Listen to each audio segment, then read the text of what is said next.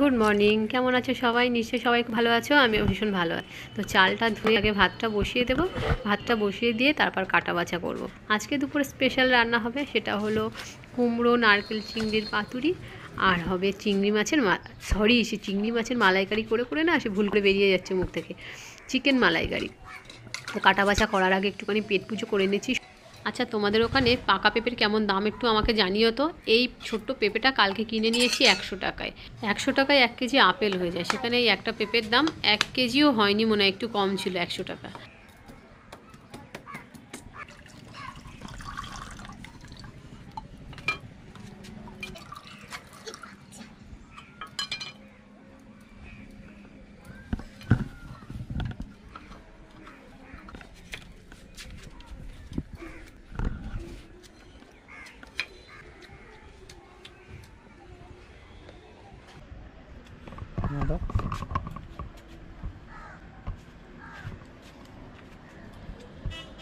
নারকেলটা খুব মিষ্টি। জলটা মিষ্টি না, জল মিষ্টি হলে নারকেল মিষ্টি হয় না।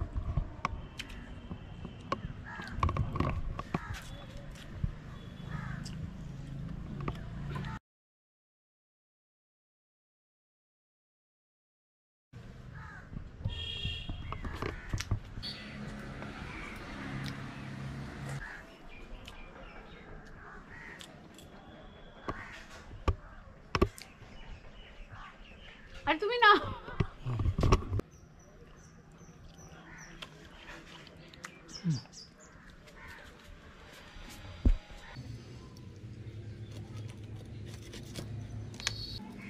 মাংসগুলো বড় বড় পিস করে কেটে নিয়ে এসেছি। আর তোমার একটুখানি চিড়ে চিড়ে নিলাম, যেহেতু বড় পিস। আর এখানে কুমড়ো একদম আলু ভাজার মতন ঝিরিঝিরি করে কেটে নিচ্ছি। পেঁয়াজ রসুন লঙ্কা সব কিছু ছাড়ানো হয়ে গেছে। এখন জায়গাটা একটু পরিষ্কার করে নেব, নিয়ে রান্নাটা বসাবো।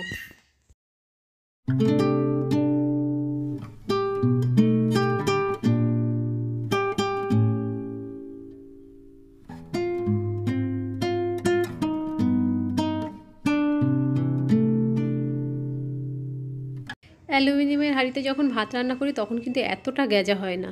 মাটির হাঁড়িতে রান্না করছি, এত গ্যাজা হচ্ছে কেন কি জানি, আমি বুঝতেই পারছি না। আরে বাবা, আমি তো ভাবলাম সব কাজ গোছানো হয়ে গেছে, এবার রান্না বসাবো।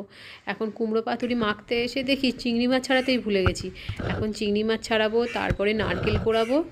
অনেক দেরি হয়ে যাচ্ছে গো রান্না বসাতে, খেতেও অনেক বেলা হয়ে যাবে। কাটা বাছা করেছি তো, এই সবজি অবশ্য কাটিনি, ওই পেঁয়াজ রসুন ছাড়িয়েছি, তার খোসা, চিংড়ি মাছের খোসা টোসা আছে সব পরিষ্কার করে নিয়ে জায়গাটা জল দিয়ে ধুয়ে দিচ্ছি। না হলে চিংড়ি মাছের জল পড়েছে, ওখানে মাছই বসতে থাকবে, জায়গাটা কেমন একটা হয়ে যাবে। পরিষ্কার করে সব ধুয়ে টুয়ে দিয়ে এবার নারকেল কুড়াতে বসে গেছি। ওদিকে ভাতও প্রায় হয়ে এসছে। পুরানো চাল তো, ওই জন্য চালটা খুব ফুট খায়।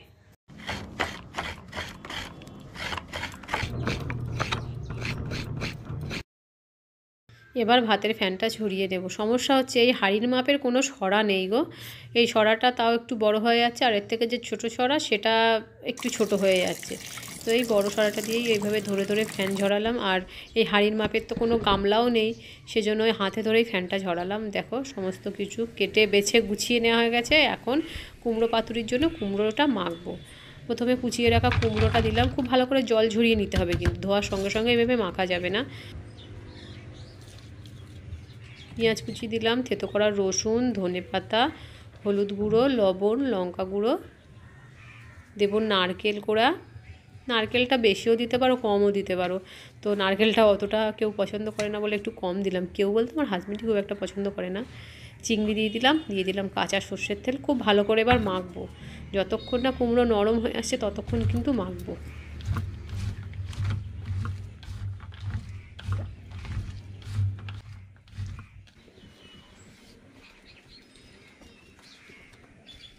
পাতাটা একটু এইভাবে সেঁকে নেবো, সেঁকে নিলে পাতাটা নরম হয়ে যাবে, তাহলে ফেটে যাওয়ার কিংবা ছিঁড়ে যাওয়ার ভয়টা কম হয়ে যাবে।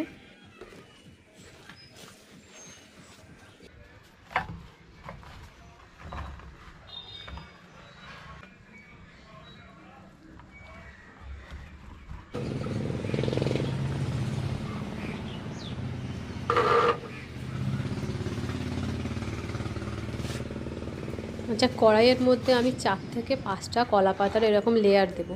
এটা যদি গ্যাসের উনানে হতো তাহলে 2 থেকে 3টে দিলেই হয়ে যেত। যেহেতু কাঠের আগুনের তাপ একটু বেশি হয় সেজন্য কলা পাতার লেয়ার বেশি করে দিচ্ছি, যাতে আসল পাতাটা না পুড়ে যায়।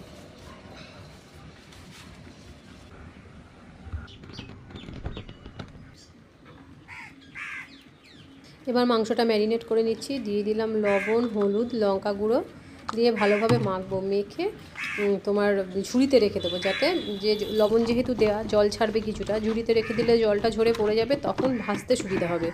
চিকেন পিসগুলো আমি তেলে আগে লাল লাল করে ভেজে নেবো, তারপর রান্না করব। সেজন্য জল ঝরে নিলে আর কি তেলটা কম ছিটকাবে।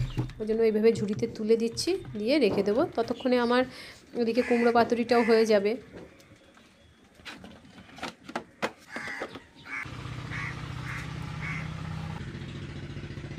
এখন চিকেন মালাইকারির জন্য মশলা তৈরি করে নিচ্ছি। পেঁয়াজ, আদা, রসুন সবগুলোই বেটে নেব। তো পেঁয়াজ, রসুন সবই বাটা করছি, আর আদাটা ঘরে পেস্ট বানানো আছে, তো সেখান থেকেই একটু নিয়ে নেব। আর তোমার নারকেলটা বেটে তারপরে আর নারকেল থেকে দুধ বার করব।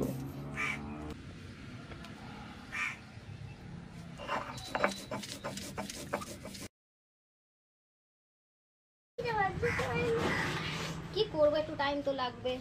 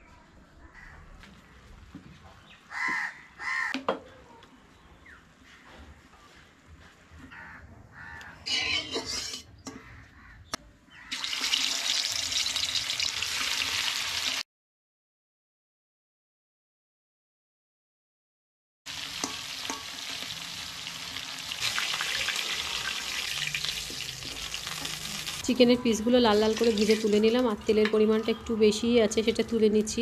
আর নারকেলের দুধ দিলে তো তাতে তো তেল থাকেই, সেই জন্য তেলটা তুলে নিচ্ছি। এমনি নর্মালি রান্না করলে হয়তো তুলতাম না। পেঁয়াজটা ভালোভাবে কষিয়ে নিয়ে এবার মধ্যে আদা, রসুন বাটা দিয়ে তারপর এর মধ্যে জিরে গুঁড়ো দিয়ে দিলাম, জিরে গুঁড়ো, ধনে গুঁড়ো, ব্যাস। আর একটুখানি কষিয়ে নিয়ে এর মধ্যে নারকেলের দুধ ঢেলে দিলাম, লবণ, হলুদ, লঙ্কা গুঁড়ো দেবো। তারপর ফুটে উঠলে এর মধ্যে চিকেনের পিসগুলো দিয়ে দেবো।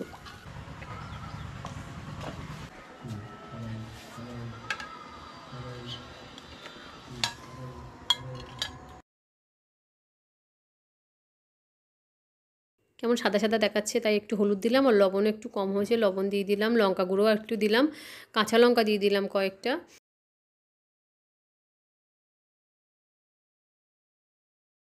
ঢাকা দিয়ে কিছুক্ষণ ফোটাবো। এতটাও কিন্তু ঝোল থাকবে না, একটু মাখা মাখা, মালাইকারি যেমন হয় সেরকম ঝোল থাকবে। ব্যাস, রান্না প্রায় হয়ে এসছে।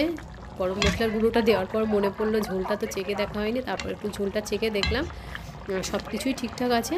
সবশেষে ধনেপাতা আর কটা কাঁচা লঙ্কা দিয়ে নামিয়ে নেব।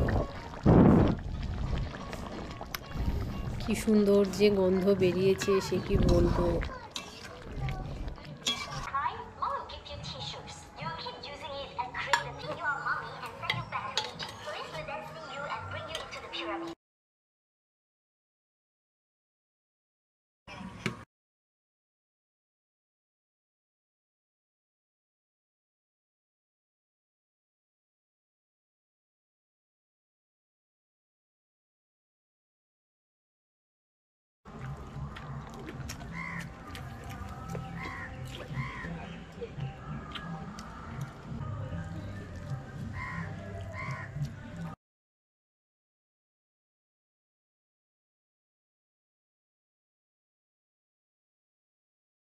ভাই দারুণ খেতে হয়েছিল। রিকোয়েস্ট করব বাড়িতে অবশ্যই একবার বানাবে, তারপরে আমাকে কমেন্ট করে জানাবে কেমন লেগেছে।